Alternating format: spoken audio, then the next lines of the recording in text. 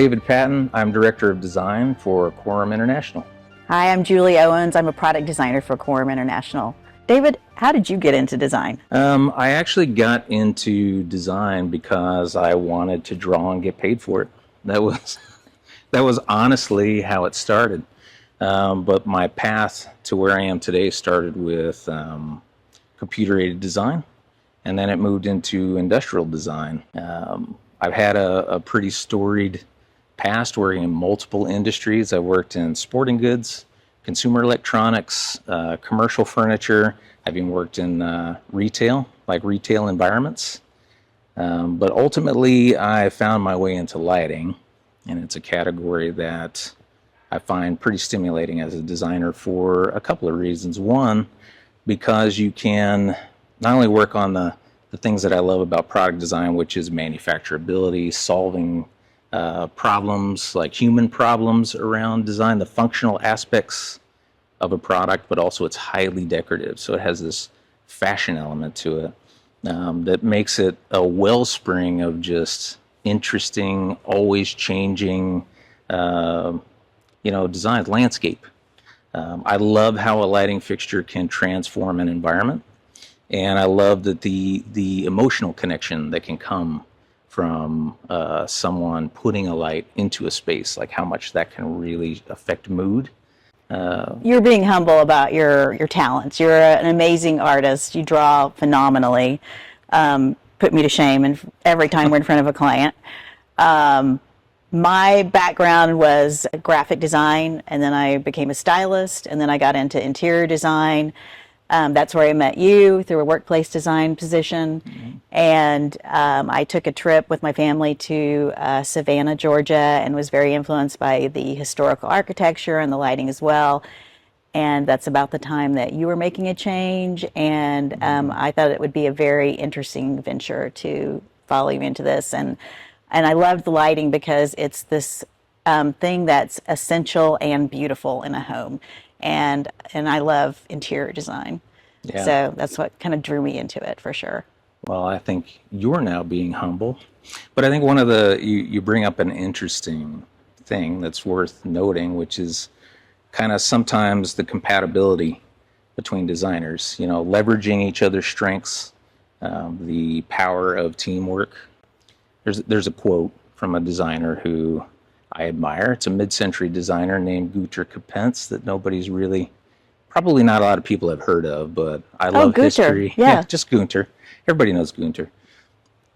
But I love history, and so I go down a lot of rabbit holes. But in the mid 1950s, somewhere in there, he was making a speech, and he said during that speech, he said, "Hey, the artist works alone. The designer is a member of a team." Right? And I think that was something that really stuck with me because I've realized through the course of my career that the best work comes from collaboration. Have you found that to be true? Oh, definitely. I love working in teams. I think you might start something on your own. Like, for instance, I love the research part of design, going into it, and I can stay in that part of it for a very long time. I love hearing other people's research and backgrounds. And then when you start the process of the drawing, I think it's so fun and energetic to have another team member or another person that you can go back and forth with. Like, what do you think about this?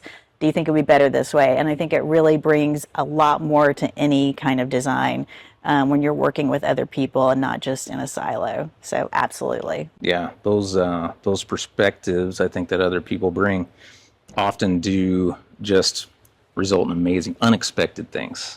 Yeah, and sometimes it just makes you think about your work and helps you drive a little bit farther for your work. Like it may influence you to think a different way, but it also may make your feeling about it even stronger. So I think working with a team is great. I love it. And that's also interesting when you think about what different designers bring to the table. When you're setting out to do a particular design, you might have something that you started out with, your vision. This is how I kind of expected this to go. And through either the different experiences that that designer has had, the different influences that are on that person at that time, pours into that. But then ultimately, when that other person comes in, and they're thinking about their different set of influences, that's when magic happens. So I am curious, Julie, where do you tend to draw your inspiration from? Historical architecture, I love. I think you're a big fan of I historical am. architecture and hardware, lighting, and then I love seeing what's on Instagram, what other people are doing, what's out there, what's trending, all the social media sites, magazines. I really enjoy going through all of it. And I think there's this experience for any kind of designer is you see something, but you see it differently than what you see isn't really what's on the page lots of times. And I think that's that creative spark that happens that makes things interesting. And you can draw all these other research and ideas that you've had into this and start developing it. And I think that's kind of the magic of any kind of design. Yeah, absolutely. I agree with you. I get a lot of inspiration from historical reference. I love looking at older fixtures or just anything really in any of the different categories, furniture, just seeing what's been done in the past, seeing how it was intended to be used, and modernizing it, seeing how we can bring that influence forward in a very modern and interesting way. Another thing that might surprise a few people that I get a lot of inspiration from is actually manufacturing process.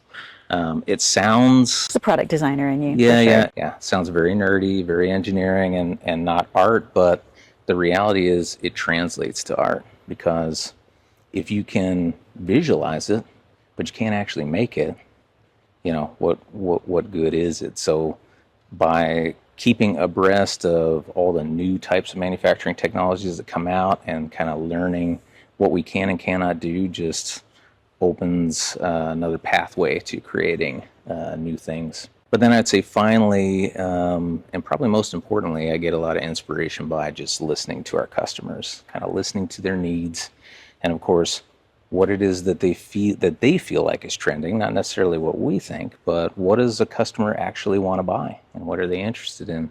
Absolutely. And I think through that process, when I was very young, I got my first taste of that.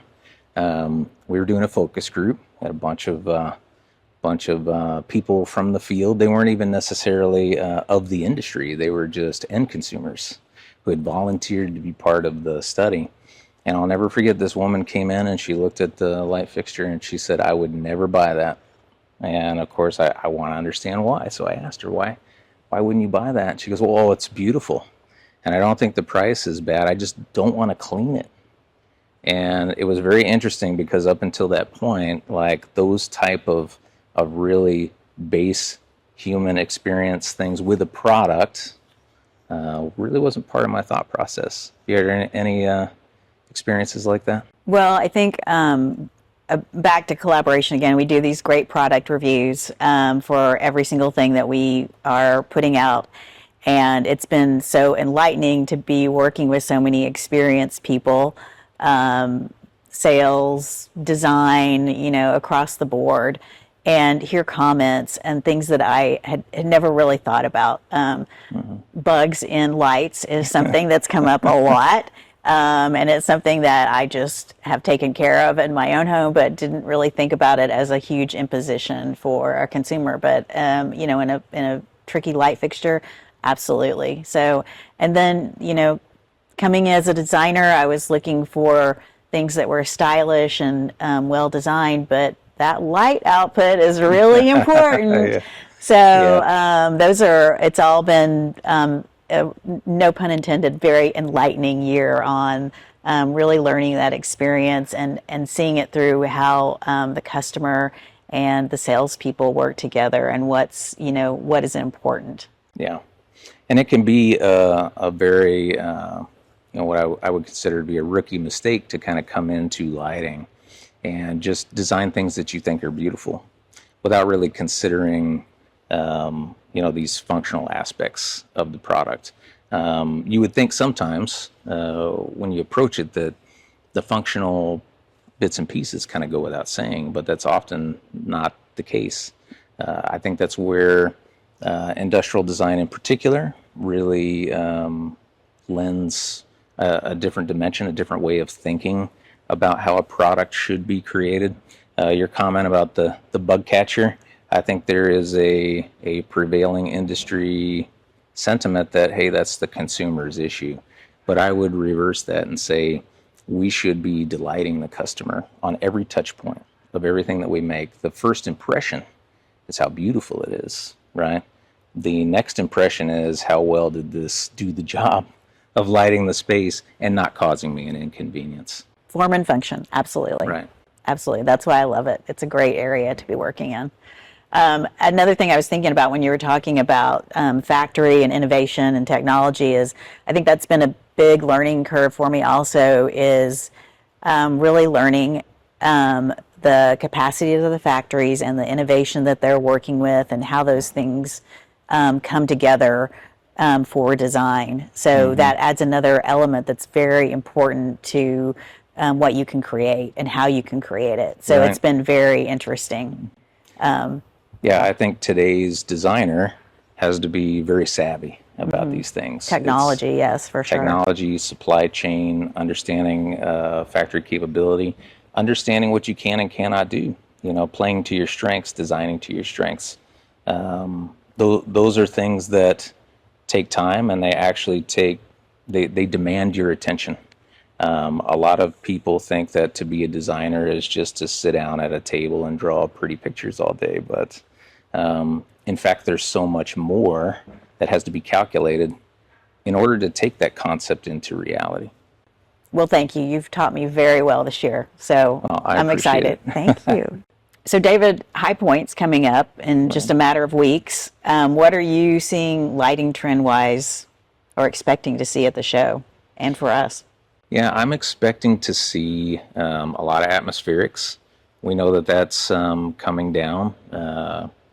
There are continuing trends like leather, natural materials, paying attention to all of those things and seeing what makes sense for us and our offering. Because again, when I think about what we're trying to do at High Point is we want to come and deliver something different, something fresh. There are a lot of options for customers to see, and one of the main reasons that we're excited about getting into High Point market with our brands is to kind of open up that channel to see more of what Quorum really is. You had mentioned Hidalgo is a fixture that's coming out. Right. People will see Hidalgo that has really great metal finish work on it. It's a leather fixture in a crown style. Very excited to see the reaction on that because, again, those are not the kind of materials that people have seen from us in the past. Kind of circling back to atmospherics, we're playing around a lot with that. This is more like ancillary lighting, mood lighting, things that an interior designer may want to put in just to accent a space. Yeah, and we saw a lot of those when we were traveling for research. That's in the right. fall. That's right. Being over at some of the European shows and kind of seeing the things that they're experimenting with is very exciting. And of course, we want to incorporate that into what we're doing. I still love the metals, like the antiqued brasses, the aged brasses. We keep going back and forth on bronze. Yeah. Is it here? Is it gone? Is it coming back? I'm counting on you for that.